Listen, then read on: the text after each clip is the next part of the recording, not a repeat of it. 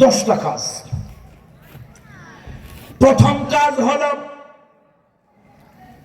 ইন্নাল মুসলিমিনা ওয়াল মুসলিমাত,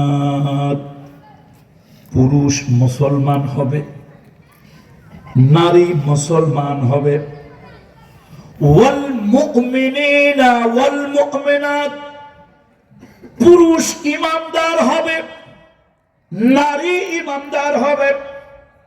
ওয়াল কানিতিনা ওয়াল কানিতাত, পুরুষ হবে আল্লাহর শরীয়তের দ্বীনের উপরে একনিষ্ঠ, মহিলাও হবে আল্লাহর দ্বীন শরীয়তের উপরে একনিষ্ঠ। ওয়াস-সাদিকিনা ওয়াস-সাদিকাত, পুরুষ হবে সত্যবাদী, নারী হবে সত্যবাদী।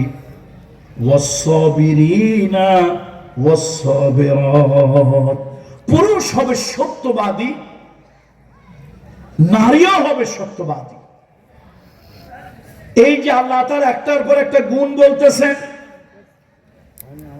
এরপরে আল্লাহ তাআলা 6 নম্বরে বলেন ওয়াল খাশিঈনা ওয়াল খাশিআত, পুরুষ আল্লাহকে ভয় করবে, নারী আল্লাহকে ভয় করবে। ওয়াল মুতাসাদ্দিকিনা ওয়াল মুতাসাদ্দিকাত, পুরুষ গরিব দুঃখী মানুষ, ভুকা নাঙ্গা মানুষ, পুরুষ ওই দুঃখী মানুষকে কিছু দান করবে, সাদকা করবে।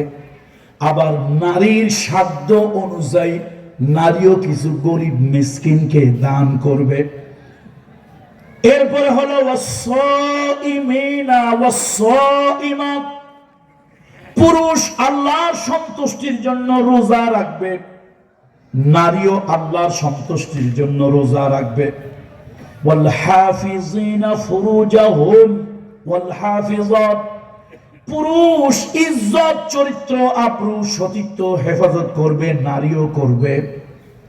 ওয়াযাকিরিনাল্লাহা কাসীরান ওয়াযাকিরাত, পুরুষ অধিক পরিমাণে আল্লাহর জিকির করবে, নারীও অধিক পরিমাণে আল্লাহর জিকির করবে।